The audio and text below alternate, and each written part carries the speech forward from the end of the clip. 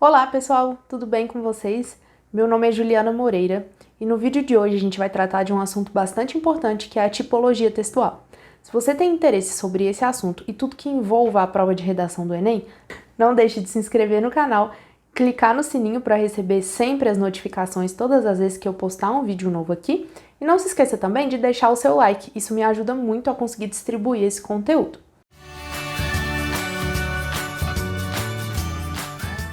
Bem, como eu comentei com vocês, o vídeo de hoje é sobre tipologia textual. Todas as vezes que eu falo com vocês sobre a prova de redação do Enem, eu falo que ela é do tipo dissertativo argumentativo, ela exige esse tipo. E eu já fiz um vídeo aqui explicando o que é isso, eu vou deixar na descrição desse vídeo para quem ainda não assistiu ir lá depois. Bom, mas para que tudo fique mais tranquilo ainda, hoje eu resolvi, então, gravar uma aula para vocês só sobre tipologia textual. Quais são as tipologias que existem, né? O que é essa tipologia, quais existem e, principalmente, qual a diferença entre uma e outra. Isso vai ajudar vocês a perceberem algo que é bastante importante, que é a diferença entre um texto que argumenta, que é o que o Enem quer de nós, e um texto que expõe, que é o que acontece muitas vezes com os alunos durante a redação do Enem, mas é o que a gente não quer fazer, tá?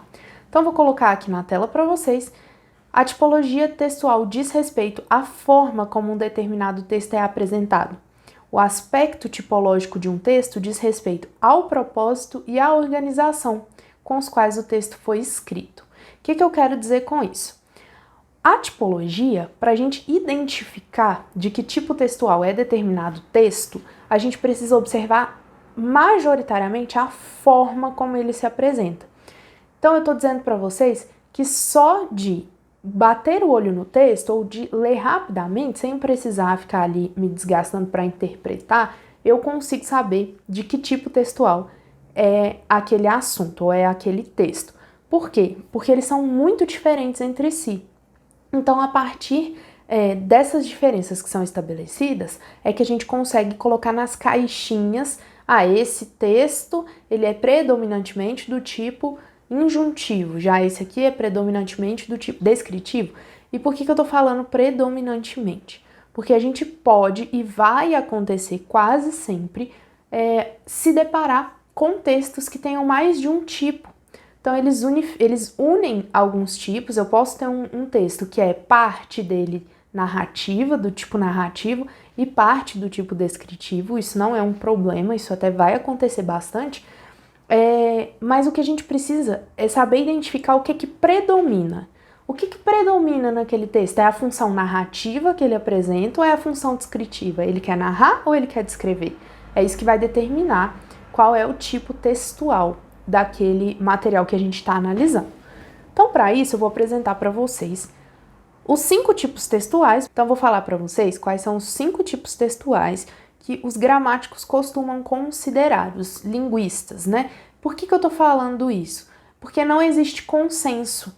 Então, pode ser que vocês encontrem em outros materiais mais ou menos tipos do que eu tô trazendo aqui para vocês. Então, não é um consenso, mas são esses que costumam figurar aí pelos linguistas. E por que eu fiz questão de trabalhar exatamente esses 5? Porque são também os 5 que costumam cair na prova de língua portuguesa, de linguagens do Enem. Então, pensando para além da redação na prova de linguagem, saber identificar um tipo textual é bastante importante. Veja, então os tipos são narrativo, descritivo, argumentativo, expositivo e injuntivo. Alguns são muito tranquilos para a gente diferenciar.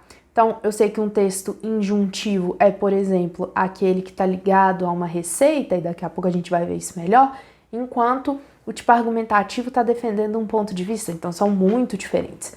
Outros já tendem a ser mais semelhantes, como o descritivo e o expositivo. Qual a diferença de descrever e de expor, afinal de contas? Então, é para isso que a gente tem o vídeo de hoje, para que a gente consiga estabelecer exatamente qual a função de cada tipo e por que eles estão separados dessa forma. Bem, vamos começar então com os exemplos que figuram dentro de cada tipo textual. É importante dizer que esses exemplos são exemplos de gêneros textuais e não de tipos textuais. Então, dentro de cada grupo de tipo textual, eu tenho alguns gêneros. e é isso que eu vou mostrar para vocês agora. Pensem da seguinte forma: nós temos grandes áreas, grandes círculos, que são os tipos textuais, e dentro deles nós temos alguns gêneros textuais. Gêneros textuais é assunto para um outro vídeo e eu vou trabalhar melhor com vocês numa próxima oportunidade. Mas, então vamos pensar aqui. Eu estou colocando aqui na tela o tipo textual, as principais características desse tipo e onde a gente vai encontrar. Esse onde a gente vai encontrar é em quais suportes ou em quais gêneros textuais. Então vamos lá. O tipo narrativo envolve a enunciação de fatos que têm a presença de personagens encadeados no espaço ou no tempo. Os mais comuns são crônica, romance, fábula, contos. Beleza? Vamos trabalhar um por um. Então, desenvolvendo sobre o tipo narrativo, nós temos que é aquele comum ou caracterizado por contar uma história. Ele conta uma narrativa por meio de uma sequência de ações. Então, a gente encadeia ações em determinado espaço e em determinado tempo, com personagens, com enredo, e aí a gente tem, então, um tipo textual narrativo. Ah, Ju, precisa sempre ter de forma bem marcada o tempo para ser um tipo narrativo? Não. Mas a gente vai ter sempre essa junção de características. Então, eu tenho um texto que vai apresentar introdução, desenvolvimento e conclusão, que geralmente vai apresentar um clímax, porque eu estou falando de uma narrativa, que vai apresentar personagens, narrador, que vai estar encadeado em algum espaço, que pode apresentar o tempo, uma marcação bastante específica de tempo, é comum que isso aconteça. Então, a partir disso, quando a gente consegue enxergar, tem enredo, tem narrador, tem um personagem, eu localizo esse espaço, essa narrativa no espaço e no tempo, então eu estou diante de um tipo textual narrativo, tá? É bastante fácil a gente identificar, porque é aqueles que a gente encontra nos nossos livros. Então, quando a gente está lendo um romance, uma crônica, um conto, a gente está lidando o tempo todo com a tipologia narrativa. Eu vou colocar aqui para vocês um exemplo que vai ficar mais tranquilo da gente entender. Um dos grandes gêneros que estão ligados com a tipologia narrativa é a fábula. Então eu vou ler aqui com vocês essa pequena fábula, que é uma fábula bem famosa da Raposa e das Uvas, para que a gente perceba as características desse tipo dentro da fábula. Uma raposa, morta de fome, depois de um jejum não intencional, viu, ao passar diante de um pomar, penduradas nos ramos de uma viçosa videira, alguns cachos de exuberantes uvas negras e, o mais importante, que pareciam maduras. Não pensou duas vezes e, depois de certificar-se de que o caminho estava livre de intrusos, resolveu colher seu alimento. Para isso, não poupou esforços e, usando os seus dotes, conhecimentos e artifícios, resolveu pegá-las. E, embora estivessem fora do seu alcance, não desistiu sem antes tentar de todas as formas. Desolada, cansada, faminta e frustrada com o insucesso de sua empreitada, suspirando, deu de ombros e finalmente se deu por vencida. Por fim, deu meia volta e foi embora. Apesar de desapontada com o seu fracasso, ainda assim saiu consolando a si mesma, dizendo: na verdade, olhando agora com mais atenção, percebo que as uvas estão todas estragadas e não maduras, como a princípio imaginei. Então a gente tem aqui a percepção de que é uma narrativa por algumas questões. A gente tem a presença de personagem, então eu tenho a raposa, que figura o tempo todo essa fábula. Eu tenho a presença de um narrador, que é aquele que está fazendo para mim, contando o enredo. Eu tenho um espaço da narrativa delimitado. Eu tenho um encadeamento de ações. Eu sei como é que a raposa chegou, o que ela viu, como é que ela agiu, o que ela tentou fazer, o que aconteceu com ela depois que ela não conseguiu pegar essas uvas. E aí, por essas características, a gente tem, então, a certeza de que estamos diante da tipologia narrativa. O que acontece? A fábula ela é um gênero específico dentro da tipologia narrativa. Então, a fábula ela tem como característica, por exemplo, uma delas, apresentar uma moral no final da história. Então, aqui, não precisa ser uma característica de todo tipo narrativo. Todo tipo narrativo vai apresentar moral? Não. Isso aqui é exclusivo da fábula, né? É exclusivo, uma característica do gênero. Então, Então a gente não pode confundir essas duas questões. Para a gente perceber se a tipologia é narrativa, e aí a gente tem que se lembrar sempre que tipologia são só 5, a gente precisa perceber se isso aqui se trata de uma trama com enredo, com início, meio e fim, com encadeamento de ações, com personagem, com narrador. Tranquilo? Então é bem fácil para a gente identificar o que é uma narração. Bom, pessoal, o segundo momento agora a gente vai ver o tipo textual descritivo. O que ele faz? Ele enumera as características de um ser, de um objeto, de um ambiente, de uma cena. Pode ser então um relato, um anúncio de classificados, e a gente vai ver melhor. Como está na tela para vocês, o texto descritivo é aquele que detalha os aspectos de um determinado lugar, acontecimento, pessoa, objeto ou animal. O objetivo do autor é transmitir as impressões, qualidades, sensações, características e observações sobre aquilo que está sendo detalhado. Nesse tipo, é importante vocês saberem o seguinte: a descrição ela pode ser mais objetiva ou mais subjetiva. Então, eu posso narrar, por exemplo. Então, pensando na descrição, eu posso pegar esse caderno e simplesmente descrever ele como um caderno cujas folhas não são pautadas, que está em branco, ele é da cor azul, ele tem aproximadamente 20 centímetros. Então, essa é uma descrição bastante objetiva do caderno.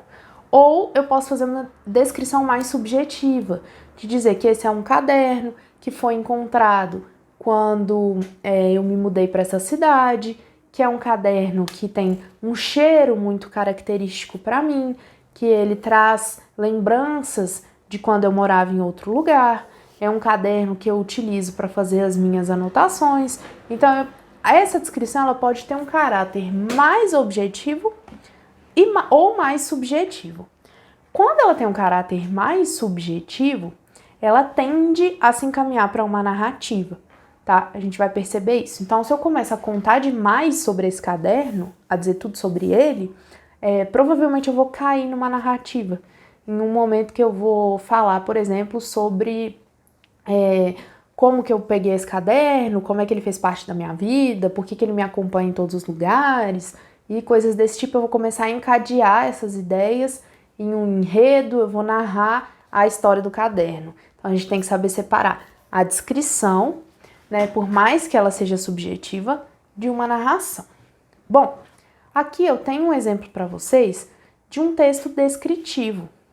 Um texto descritivo, nesse caso aqui, é um anúncio de classificados. E veja como é uma descrição bastante objetiva.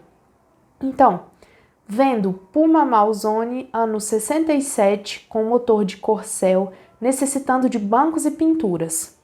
Eugênio B. Atalá, um número de telefone, São Francisco do Sul, Santa Catarina. Então é super objetivo. O que ele está fazendo? Ele está anunciando que ele vende um carro. Qual é o modelo, o ano, o que esse carro precisa, no caso de bancos e pintura, quem é essa pessoa que está anunciando que quer fazer a venda e qual o contato dela. Então é uma descrição super objetiva. A gente consegue visualizar muito pouco esse carro.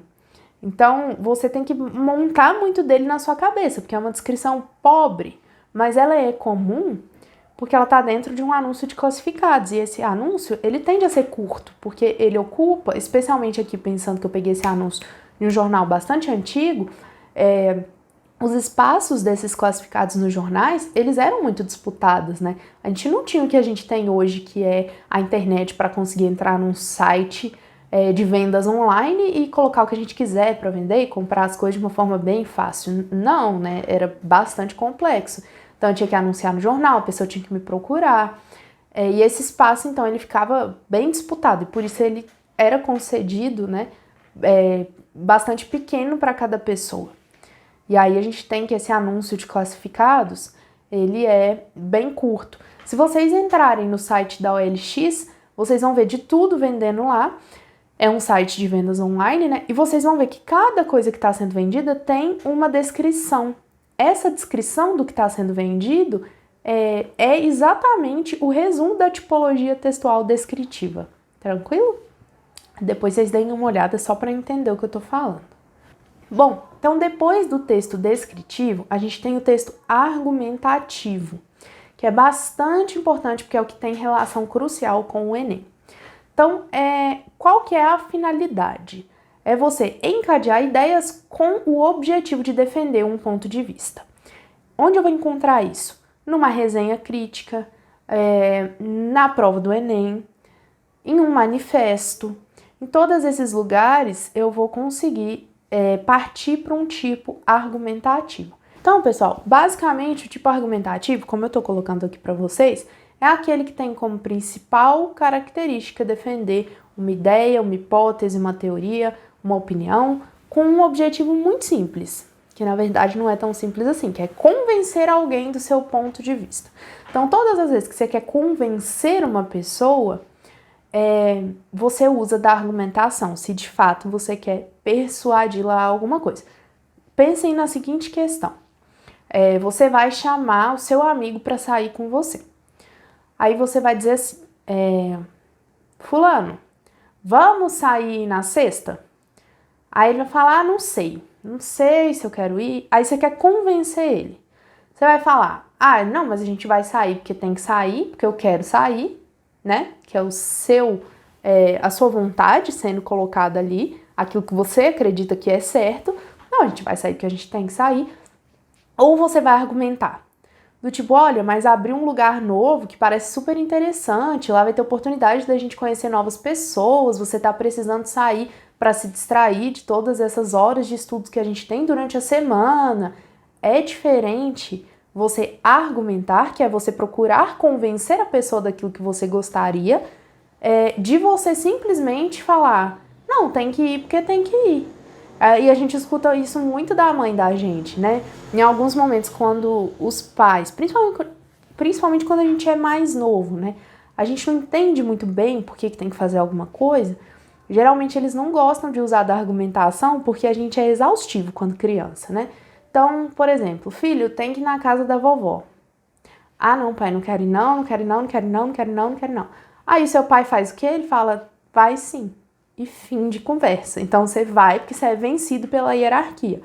Mas em um momento que você poderia escolher ir ou não ir, seu pai teria que gastar a argumentação com você. Então provavelmente ele diria, filho, mas veja bem, faz muito tempo que a gente não vai na casa da sua avó, ela tá com muitas saudades de você, é importante para ela que ela tenha esse contato, faz bem pro emocional dela. Isso é diferente de falar, a gente vai porque vai. Vai porque sim. Então, esse momento que você explica a fim de convencer alguém do seu ponto de vista, qual é o ponto de vista do pai? De que é importante para o filho estar na casa da avó, ou ir à casa da avó. Se ele explica para o filho, se ele argumenta com o filho de por que isso é importante, então a gente está dentro da tipologia argumentativa. Se ele simplesmente falar, mas não quero saber, você vai, ele abriu mão dessa oportunidade argumentativa e a criança não foi convencida, ela foi obrigada, são questões muito diferentes. Então, todas as vezes que vocês pensarem se é ou não é uma argumentação, percebam o seguinte, existe um ponto de vista? Primeira coisa. Segunda questão, claro que ponto de vista sempre existe, mas assim, existe um ponto de vista de forma bastante clara no texto? A primeira questão. A segunda questão é, uma vez que esse ponto de vista existe, tem alguém tentando me convencer que ele é o melhor? Se sim, você está diante de um texto argumentativo, tá? Então, vou colocar aqui para vocês um parágrafo de uma redação do Enem, que diz o seguinte: em 2013, milhares de manifestantes ocuparam as ruas da capital de São Paulo em reivindicação por melhorias e redução dos preços do transporte público. Nota-se como fatores socioeconômicos também são responsáveis pelos casos.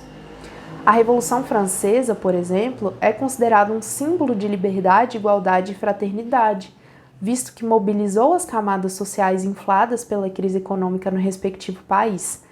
Assim, é evidente que a política externa e a interna influenciam na quantidade de manifestações ocorrentes. Vejam bem, o ponto de vista aqui está bastante claro, que é o ponto de vista de que política interna e externa influenciam em manifestações. Como que a pessoa tenta convencer a gente de que isso é verdade? Citando 2 momentos em que isso aconteceu. Então, citando as manifestações de 2013 no Brasil e a Revolução Francesa. Quando ela faz isso, ela consegue mostrar que fatores socioeconômicos, eles inflam ou eles são responsáveis, eles influenciam essas manifestações. Ou seja, eu não estou falando isso porque eu tirei do meu bolso. Eu estou falando isso porque eu já vi, eu percebi que esse foi um movimento que aconteceu na Revolução Francesa. E se você quiser um exemplo mais próximo, foi um movimento que aconteceu no Brasil de 2013. Então a pessoa não mais diz, olha, a política externa e interna influencia nas manifestações. Por que eu acho que influencia? Ela vai dizer, influencia porque isso aconteceu na Revolução Francesa, a gente consegue ver de forma bastante clara. Isso aconteceu em 2013 aqui no Brasil, então não tem como negar. Eu te dei 2 grandes exemplos de que já aconteceu. Entendem? Então, discordar do ponto de vista dessa pessoa vai ser mais trabalhoso do que se ela só tivesse colocado a opinião sem defender a partir do argumento. E é isso que vocês têm que estar muito atentos. Todas as vezes que vocês elaborarem um parágrafo argumentativo para o Enem, percebam se aquele parágrafo defende a sua tese, se aquele parágrafo defende aquilo que você acredita sobre o ponto de vista. Pense se você conseguiria convencer alguém a partir daquele parágrafo. Nossa, eu vou ler esse texto de 30 linhas para me posicionar sobre o assunto. Alguém vai ser convencido dessa minha posição? Se sim, seu texto está num ótimo caminho. Se você achar que não, é porque ele precisa melhorar na argumentação, tá? Então, eu estou dizendo tudo isso para dizer para vocês que é aqui dentro da tipologia argumentativa, que a gente encontra a redação do Enem. Então, é um momento de expor o seu ponto de vista e defendê-lo para o seu leitor, tá? Bom, depois do tipo argumentativo, e aí indo para o nosso 4º tipo textual, nós temos a tipologia expositiva, que é aquela que vai expor fatos e opiniões com um objetivo muito simples, que é informar. Quando que a gente tem isso? Em conferências ou em livros didáticos. Qual que é a diferença, por exemplo, do tipo expositivo para o tipo argumentativo? No tipo expositivo, a opinião de quem está emitindo a exposição, de quem escreveu aquele livro didático, por exemplo, não interessa.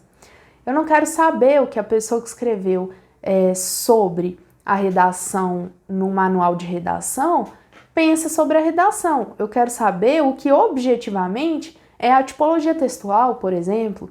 Então a gente está diante de uma explicação dos fenômenos e de como eles acontecem, tá? Por isso esse texto tende a ser impessoal. Por que eu digo tende a ser? Porque nenhum texto é 100% impessoal.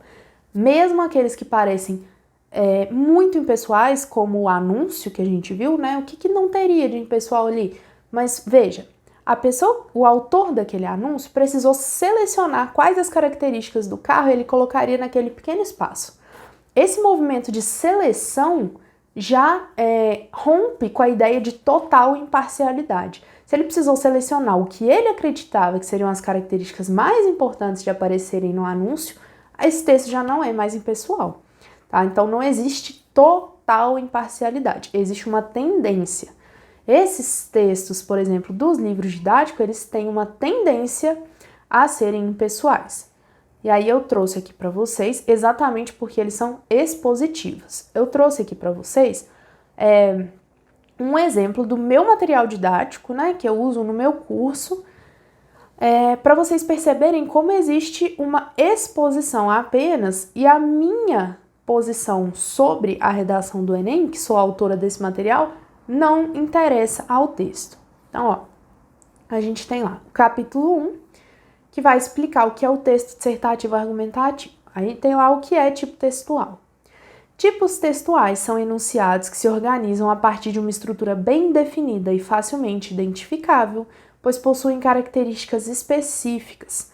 Os 5 tipos textuais canônicos são narrativo, descritivo, argumentativo, expositivo e injuntivo. Esses não sofrem modificações em suas essências, ou seja, conservam suas estruturas. São eles que oferecem a base dos incontáveis gêneros textuais, esses sim constantemente atualizados e com muitas características voláteis, pois são frutos da nossa dinâmica de comunicação. Então, depois de ler esse texto, vocês sabem o que é tipo textual, que era o objetivo, exatamente o objetivo do tipo textual expositivo, é informar sobre um fenômeno, sobre um conteúdo e como ele acontece. A partir da leitura do material didático, você está informado sobre esse fenômeno. Você sabe exatamente como ele acontece. O que você não sabe? Você não sabe, por exemplo, a minha opinião sobre tipo textual. Ou você não sabe o que eu penso dessa seleção de 5 tipos textuais para a gente trabalhar. A opinião do autor aqui não interessa. E vocês têm que ficar muito atentos com essa diferença, porque lá na prova de redação do Enem, que exige a argumentação, se você só expõe, e quando que isso vai acontecer muito? Quando vocês utilizam repertório sociocultural. Então, por exemplo, eu vou utilizar um repertório que trata da Segunda Guerra Mundial. Aí você vai lá, explica o que foi a Segunda Guerra Mundial e não relaciona com a sua argumentação. Então, você só expôs um fato, explicou como é que ele aconteceu e fim. Quando você faz isso, você está se prejudicando muito na nota, porque ali não tem uma argumentação embasada por um repertório. Tem um argumento e um texto expositivo. Isso não pode acontecer, a gente precisa que a redação do Enem funcione na argumentação, tá? Então tomem muito cuidado. Se o parágrafo de vocês tiver um trecho expositivo muito grande, né, percebam se essa exposição serviu para embasar o seu argumento. Se ela não serviu, aí a gente vai ter um problema. Eu vou voltar com vocês aqui no exemplo do parágrafo argumentativo para que vocês observem uma questão. Ó, esse autor trouxe para nós: a Revolução Francesa é considerado símbolo de liberdade, igualdade e fraternidade, visto que mobilizou as camadas sociais infladas da crise econômica no respectivo país. Pronto. Essa informação é expositiva, né? Tá sendo exposto para nós o que aconteceu na Revolução Francesa. Se essa informação parasse por aí e não estivesse articulada ao argumento, aí a gente teria um problema. Por que ela articula? Porque o argumento quer defender que as políticas internas e externas influenciam na manifestação, e isso aconteceu na Revolução Francesa. Então, você consegue uma ligação. Se a gente não estabelecesse essa relação de forma direta, aí sim a gente entraria nesse problema de eu tenho um argumento, eu tenho um texto expositivo, mas eles não se juntam, tá bom? E aí, pessoal, espero também que tenha ficado claro para vocês a diferença de descrever algo, como a gente brincou aqui de descrever esse caderno azul, e expor algo. Então, enquanto lá na descrição, eu vou até voltar aqui, a gente tem algo que geralmente é bastante objetivo, como um anúncio de classificados, e que vai trazer detalhes, né, ou características de um objeto, de um animal, de determinado lugar.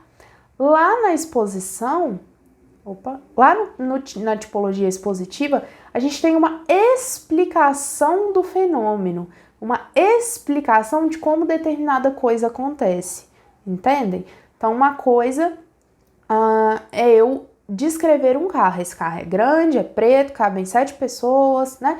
E outra coisa é eu realizar um texto expositivo que vai explicar os fenômenos, como a gente viu aqui, um material didático, certo? Se eu tivesse que descrever esse material didático, eu diria, olha, um material didático que apresenta um logotipo no início, o conteúdo dele é o que é, o tipo dissertativo argumentativo, traz um destaque para o título em azul, isso é uma descrição, né? Diferente do que ele faz, que é uma exposição de algo. Tranquilo? Espero que tenha ficado bem tranquilo para vocês essa diferença. Bom, pessoal, agora, caminhando para o nosso último tipo textual, nós temos o tipo injuntivo. Nele, qual que é a característica do tipo injuntivo? É persuadir o leitor. O que é persuadir? Convencer. Então, eu quero convencer o meu leitor e não é convencer agora do meu ponto de vista, como acontece na argumentação. É convencer a realizar uma ação. Então, eu quero convencer alguém de fazer alguma coisa. Quando que a gente tem isso, né? Em que gêneros? Eu tenho no horóscopo, eu tenho na receita culinária. Quer ver? Eu trouxe aqui para vocês. Então, que o texto injuntivo, e também chamado, inclusive pela prova do Enem, por texto instrucional está pautado na explicação e no método para concretizar alguma ação. Ele indica um procedimento. O que é isso? Um passo a passo para realizar alguma coisa. Se a gente pensa no horóscopo, o horóscopo costuma trazer para nós ali. Você encontra o seu signo, quando você vai ler, ele traz uma explicação mais ou menos ali de como vai ser a sua semana, por exemplo, os caminhos estão abertos para novos negócios, e aí ele traz uma explicação, e logo em seguida ele traz aquilo que você precisa fazer, né? Então, para ter mais harmonia nessa semana, utilize roxo. Então, primeiro, a gente tem esse primeiro momento, que é a explicação, e um segundo momento, um método de concretizar, que é exatamente o que vai aparecer na nossa receita, por exemplo. Vou colocar aqui na tela para vocês. A receita tem 2 momentos. O momento em que eu te conto os ingredientes, e esse é o momento que a gente vai chamar de explicação, né? Eu te explico o que vai ser usado, a quantidade de cada coisa que vai ser usada, e um segundo momento que é o de método de concretizar. Então, vou te falar exatamente o que você vai fazer. Você vai misturar, você vai acrescentar, você vai juntar o fermento, você vai despejar. Essas palavras que estão no imperativo, elas estão muito próximas à tipologia injuntiva, que é exatamente a tipologia que quer indicar o procedimento para fazer alguma coisa. Tranquilo? Então é bem característico das receitas. Sempre que você pensar na tipologia injuntiva, pense nas receitas que vai ficar bastante tranquilo. Bom, pessoal, então só retomando com vocês, nós vimos aqui nessa aula os principais tipos textuais: narrativo, descritivo, argumentativo, expositivo e injuntivo. Espero que não tenha ficado dúvidas sobre esse conteúdo. Mas se ficou alguma dúvida, é só deixar aqui nos comentários que eu venho para responder vocês. Se vocês têm sugestão de conteúdo para o canal também, fiquem à vontade para colocar nos comentários. Não se esqueça de deixar o seu like e de compartilhar esse vídeo com os amigos. Um beijo e até o próximo encontro.